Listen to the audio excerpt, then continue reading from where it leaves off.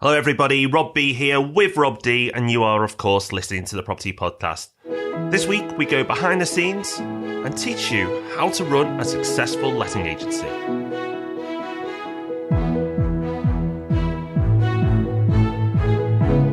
Yeah, this is a topic that's come up a couple of times in recent conversations, so we thought we would share what we know about running a letting agency. We've been doing it for a couple of years now, because it is something that a lot of people seem to want to do. And even if you don't, then there's still lots of lessons that you can apply to your own portfolio.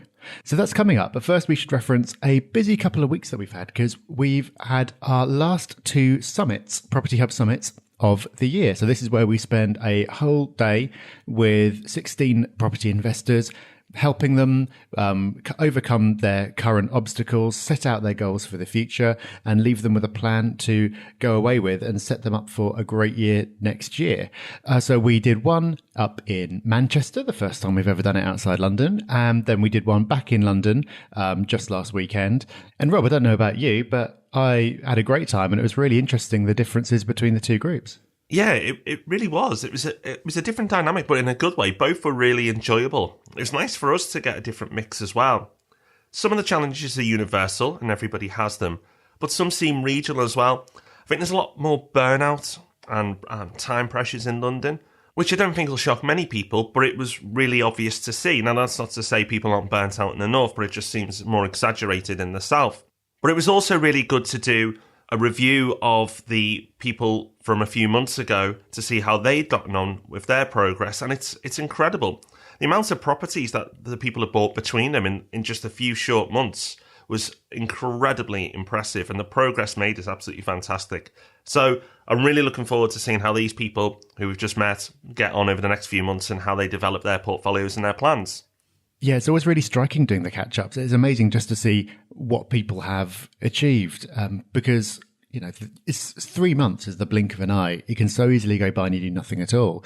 But these people committed to doing something. They wrote it down. They told us what they were going to do. And then without exception, they all did it, which is really amazing. And you don't have to come on a summit to do that. I mean, we're done for the year now, but there's one for February, which is now on sale. If you do want to come to us to a summit, we'd love to see you, but you don't have to. You could do the same thing yourself just by doing some good goal setting, making sure you've got your accountability in place and building your network. We kind of give you that process on a plate and we supercharge it, but there's nothing to stop you doing it yourself. But the point is, when you do set goals and you really go after them, it's unbelievable what you can achieve in a short space of time. It's incredible. And actually, Rob, it's probably worth mentioning on the propertyhub.net, there's a free course on goal setting, so take advantage of it. If you haven't yet, well, you're missing a trick, because as Rob said, setting goals and the accountability part, which we talk about in that course, is incredibly powerful. Yeah, so it might seem like the year is nearly over, but now is not the time to start coasting. If you put your mind to it, there's still a heck of a lot you can get done before the clock ticks over to 2017. Oh, massively. I think this time of year is a prime time for investors. This is where the amateurs are switching off. This is when I get excited because there's a good few weeks left. And this can be, I found it anyway, so one of the busiest times of the year, certainly for myself, because the switched on investors are active now because the deals can be not like 20% better than 2 months ago, but just that fractional little better than it has been previously. So don't switch off if you're hunting for investments. Keep alert. Christmas and New Year is still plenty of distance in the future. I know it doesn't seem like it, but there's lots you can do, as Rob said. Now, another thing that you can do is make sure that you get along to a meetup before the end of the year, because there is still one more of those. We had our November meetups last week. I unfortunately couldn't make it along to any of them, but Rob more than made up for it by going and launching our new meetup in Stratford. How was it? It was good. It was fun. Great meetup leaders, Jeff Rowe and Ali. Thank you for putting that on and launching that event. I think that you're going to have a lot of fun if you go to that meetup. Great atmosphere. Good venue too as well, not too far from the station. So if you don't know Stratford, and I don't know it that well, it's easy to find. Good venue. Lots of areas to tuck ourselves away as the meetup and talk and discuss and network. So really good meetup. If you are in the London area, you're absolutely spoilt now. You've got Richmond, you've got Waterloo, you've got King's Cross, and now you've got Stratford. So plenty of choice if you're in London. But don't worry, if you're not in London, we got 25 plus other meetups all around the country and across the world. So as Rob said, take advantage of it. There's one left, the December meetup, the first Thursday of every single month. Free property meetups across the UK and some other locations across the planet too. Okay, let's crack on with our news story this week. Now, I'm sure you've all got your subscription to Mortgage Strategy magazine. I know you have, Rob. And you couldn't have failed to notice that the cover story is on short-term lets. This is a topic which I think has come up at every meetup that I've been to, and it came up a few times at the summit as well. Basically, now Airbnb and similar sites have become really popular. A lot of people are now using it when they travel instead of staying in hotels. And so they're naturally thinking, well, I'm paying quite a lot for one night. If I rented this out on Airbnb, one of my properties, then I could make a lot more money than I could as a single let. Now, whenever we talk about this, the issue of lending comes up because obviously a lot of people just do it on the quiet, and sometimes you get away with it and sometimes you won't, and it can get very nasty. But if you actually want to do this by the book and get your mortgage lender to agree to letting a property out on Airbnb, it can be extremely challenging. And this feature goes through all of that in a really comprehensive way. I found it really useful because it talks about all the major mortgage providers, whether they'll allow short-term lets on your own home or a buy-to-let, if they will put up your interest rate or charge you any money for it. And it talks about some of the challenges as well. So if you do want to go down the Airbnb route, there are a couple of lenders, I think literally a couple, who will actually agree to it without any provisions. So it's quite a complicated topic, and this article does a good job of laying it all out. So if this is something that you're interested in, you're thinking about going down the Airbnb route, this is well worth checking out. It's a good kind of starting point for your research, and we're going to link to this story in the show notes for this episode, which are thepropertyhub.net/agency. Yeah, that's one to note down because you're going to get a lot of links today. Because, Rob, I think it's about time we teach people how to do that. How do you and I run a successful letting agency, and how can other people do it too? Well, that is something that we are going to reveal right now. And as I said, this is something that's come up a few times in conversations recently, and I think that's quite natural. Many landlords, as they start to build up large-ish portfolios of their own, they start thinking, if they're self-managing, they start thinking about letting properties for other people too, as an extra income stream. And then you also get people who want to be in the property sector. They want to start their own business. So even if they don't have a big portfolio of their own, they want to start managing properties for other people. And it can be a really great business. It's got a lot going for it, but we can vouch for the fact that it is definitely not as easy as you might think. We've done it. We've made mistakes from it, and we're going to talk in this episode about what we think is important if you want to go on and do this yourself. And even if you've got no interest in doing this, we're going to apply these lessons to how you can use them for your own portfolio as well. We will. So we're going to give you point by point what you need to do. Okay, so let's get started. And Rob, as you are the most qualified for the first point, I'll let you start. Yes, so the first point is to get qualified. So to be in lettings, you don't need any kind of actual qualification. It's not mandatory. There's an argument that if you're looking after other people's properties and sort of taking on legal obligations on their behalf, you should, but you don't actually need a qualification. When we were starting Yellow, I took the National Federation of Property Professionals course, which is the one that you need to become a member of ALA, which is the Association of Residential Letting Agents. There's a lot of abbreviations in this episode. That's just the start. And even though I never planned to actually work in the business, so we knew from the start that it wasn't going to be us doing viewings or inspections. It wasn't going to be us talking to tenants. We knew that from the start. But even so, we thought it would be useful for one of us to do the qualification. And so we knew exactly what we were meant to be doing because we'd picked up a lot of experience from our own properties, but we thought it'd be useful to get a qualification. And I actually found it way more useful than I thought I would. I kind of thought that it was just going to be like kind of going through all the pages going, yeah, I know all this. And a lot of it I did know, or it was just common sense. But there were quite a few bits where it's like, oh, didn't quite realize that or hadn't thought about it in that way. So getting qualified is really useful. So if you are thinking about starting an agency, we're going to talk about all the steps to come. And getting a qualification means that as you do go through all these steps, you know that you're definitely doing it properly and you're doing it in the best way you possibly can. So my intuition is to always just go, I'll be fine, I'll figure it out and just bundle in. But this time, actually taking a couple of months and getting qualified was a really good move. Another good move, though, is to get compliant. Maybe not as exciting as getting trained up and learning new skills, but still important. So ways we've become compliant are joining the Property Ombudsman. It's actually not that hard to join. And really, it's a no-brainer if you're going to be involved in property to join an ombudsman scheme. It doesn't cost a lot of money. One of the things you do need in conjunction with that, though, is professional indemnity insurance. They will require that to a certain amount. Again, it depending on the size of the agency, and if you're going to start small and look after your own stuff at first, then that won't be too expensive as well. And then client protection money. That's going to be quite important to your clients if you're representing other people. So make sure that money is protected. Arla are very keen for that. Well, when I say very keen, it's mandatory. So if you're going to join a body like Arla as well, which we have, you've got to jump through a lot of hoops, but it does give anybody you're representing that peace of mind that you've gone through all these steps and you've gone through all these checks to show that you are a good agent. Not a guarantee, of course, but if an agent's bothered to go through all these steps, it probably shows that they're more inclined to deliver a good service. And that's exactly what people will think of you if you're going to start offering this service out. Yeah, definitely. But that alone is not enough. It's a crowded marketplace. So if you are looking at starting your own agency, then yes, being able to do a good job and demonstrate that you can do a good job is really important, but it's not enough. You need something that's going to make you stand out because landlords have got so much choice.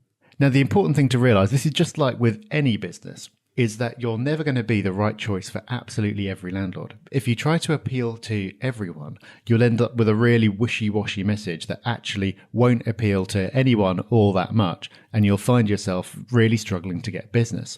What you need to do is work out what makes you unique. So it's called a USP, unique selling point, or another way to think about it is what is the niche that you're serving.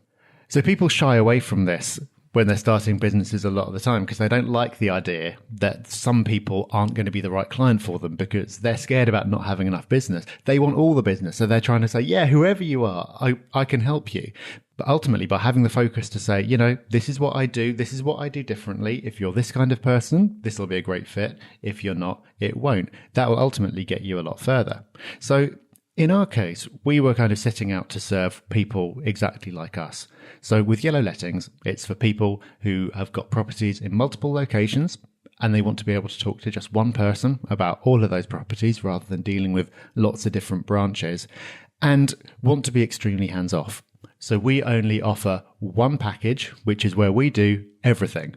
And it includes a rent guarantee. So the idea is we get you as close as possible to forgetting about the fact that you own a property until the rent comes in. And then you go, oh, that's a nice surprise.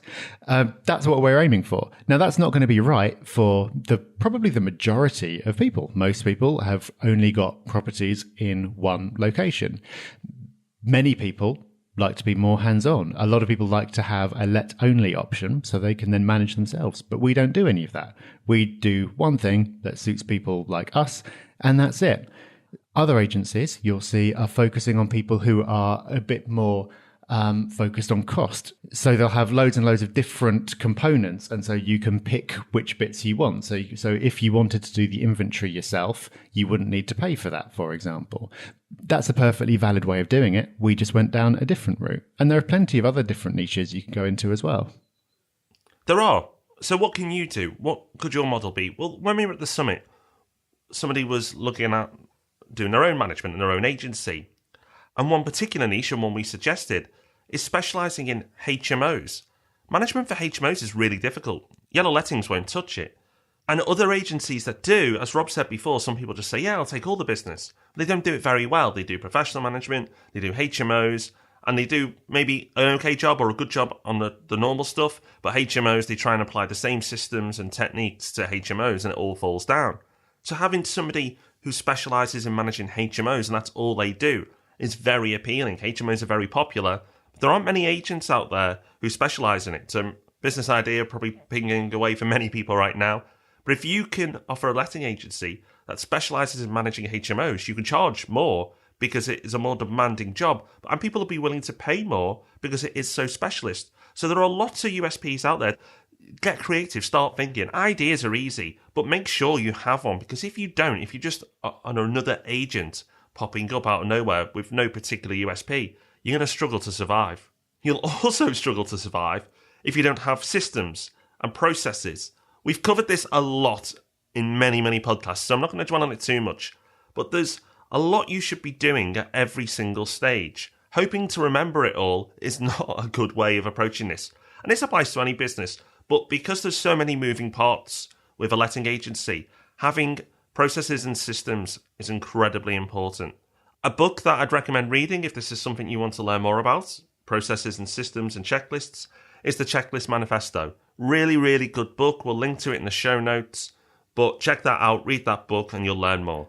Yeah, systems are massively important because there is so much to keep track of, and you need to be able to prove everything as well, so actually have all the right paperwork.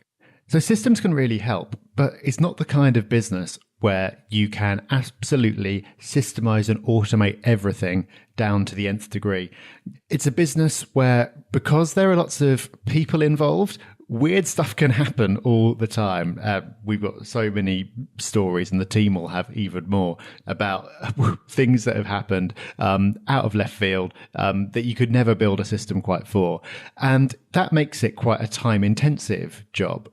It's not the case that you can just build a system and then just sort of sit back and watch everything work. It's going to be quite time intensive. And that means that as you grow, you could easily find it sucking up all of your time. So if you're managing your own portfolio and then you start taking on properties for other people, but at the time you get up to, I don't know what number, but say you were trying to do 50 on your own or something like that, and you really need to be doing more than that in order to make a decent chunk of money out of it, you're going to be just running all over the place if you're not careful. And that's why building the right team is so important. Now, building a team, of course, costs money, but even if it's just part-time, bringing somebody in could make the world of difference to your business. So it could be somebody who just does some of the elements that can be systemized. So the process of issuing a new tenancy, for example, there's lots of different steps to it. But once you've got it right, that is something that you could potentially pass over to somebody else. They could even be someone who's remote from you. They don't have to be sitting in an office, and they could do that, leaving you to do the bits that are harder to systemize. Or you could bring somebody in to balance out your strengths and weaknesses. So say that you are somebody who's really salesy, you're great with people, you're brilliant at going out and winning the business, but you're not so strong on the detail. Well, you need someone detail focused in this business. So you could bring somebody in to do that, even if it's just part-time. So it's the combination of the systems and the team that really make a successful business. That's something that we've been working at non-stop since we started Yellow Lettings. We've got a great team now, and we've got some pretty good systems, but it's taken a long time to get to this stage, and it's something that we're going to continuously keep working at and improving because it's the absolute engine of the business. It is, but all that being said, it's often a reactive business. Things just happen. You can change the word things for other stuff, but things just happen and you have to react and solve it. So, as Rob said, there's many stories of different scenarios that can play out, and some of them quite humorous. However, you can do your best to minimise those events occurring by doing certain things. So obviously finding the right tenants, so good referencing, and maybe some sort of rental insurance as well. Give the tenants all the info they need up front, so they're not going to keep coming back to you every few minutes asking questions. Inspections are very important. Little tip if you do this, or you self-manage, we check the property after 6 weeks, which doesn't sound a lot, but the thought behind it is, if things are going to go wrong, they're going to go wrong early on. So our first inspection is actually quite soon after we put them in, because we're going to notice if things are falling down at that point, not waiting 6 months for the property to get wrecked and trashed before we walk in and go, oh. So we do that after 6 weeks. So there's lots of things you can do, which don't sound like big things, and they're not, but lots of little things can save a lot of problems, big problems, further down the line. And finally, you'll need some kind of way of knowing if you're doing a good job or not. So if you're making money, it is one thing to look at, but you also need to make sure that you're providing a good service. So KPIs, key performance indicators. In our business, we always make sure that we focus on two sets of numbers. We focus on numbers that show us how we're doing financially, and also numbers that show how we're doing in terms of service, because you need to balance out those two things. There's no point providing a great service if you're going to go broke next month, and there's no point making loads of money. Well, some people would argue with this, but I'd say there's no point making piles of money if there's lots of unhappy people as a result. So it's the whole idea of what gets measured gets managed. So in a lettings business, what are you wanting to track? Well, things like vacancy rates, things like how long it takes you to let a property. You could do customer satisfaction surveys, all that kind of thing. It's going to be different depending on your niche and exactly what it is that you're doing. But as a general concept, just kind of like how you feel about your business on any given day isn't enough of a barometer of how you're going. So make sure that you're consciously tracking specific numbers and benchmarking yourself against those over time.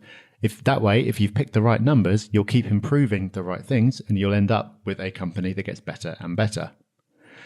But of course, you won't have the perfect business from the start. And we've certainly made some mistakes along the way. We have. A few of you are probably thinking, are these two mad? They're teaching everybody how to set up agencies and when they run one. Well, you could even say we went a bit further because we did a whole podcast on mistakes we made from running a letting agency. And trust us, there was a lot, because it's a big thing setting up a letting agency. However, we like to be transparent and open with our knowledge and information, so we've done a podcast on the mistakes we made. We'll link to it in the show notes. We're going to mention a few more links. We've already mentioned some books and news stories. If you want the show notes this week, go to thepropertyhub.net/agency. That's thepropertyhub.net/agency. So, how can you apply this to your own portfolio? We've talked about if you want to set up your own agency, but I appreciate that there's only going to be a smaller part of the listeners, the audience, who will do that. So, how can you do this if you're self-managing? Well, there's a few things you need to consider if you want to be hands-on. You could consider training, like Rob's been through. You might find that useful. If you've never done it before, it's probably a good idea. Definitely build your own systems and checklists. That's going to be critical if you're self-managing. Otherwise, you'll just be a mess and you'll be here, there, and everywhere. Build your own team. Now, that doesn't mean necessarily full-time staff. That could be contractors. It could be someone just do a bit of admin for you. It might be just a few hours a week. But don't try and do everything on your own. You might be good at fixing things, but you might not be good with people. As Rob said, we all have our skills and our strengths. So hire people to fit around those strengths and weaknesses. And then, of course, if you're self-managing, it might be worth tracking your time. If you're finding you're dumping loads and loads of hours into it, you might find it's more efficient to use a letting agency. But you don't know unless you track your time. And that comes back to the KPIs point as well. Maybe you have KPIs and that's one of them that you can use. But if you do all those things, which are similar to a letting agency, that will improve your experience of managing your own portfolio. Now, as we mentioned, we've got a lot of other podcasts covering lettings and management. So whether it's for you or whether it's for other people, there's loads and loads that you can learn from these episodes. You can go and find them all, by the way, by going and using the nifty new categories feature at thepropertyhub.net/podcast. But there's an absolute bunch of them. They'll all be linked in the show notes as well. We talk about how to prepare your property to let, how to handle a nightmare tenant, how to manage a property yourself, how to let a property yourself.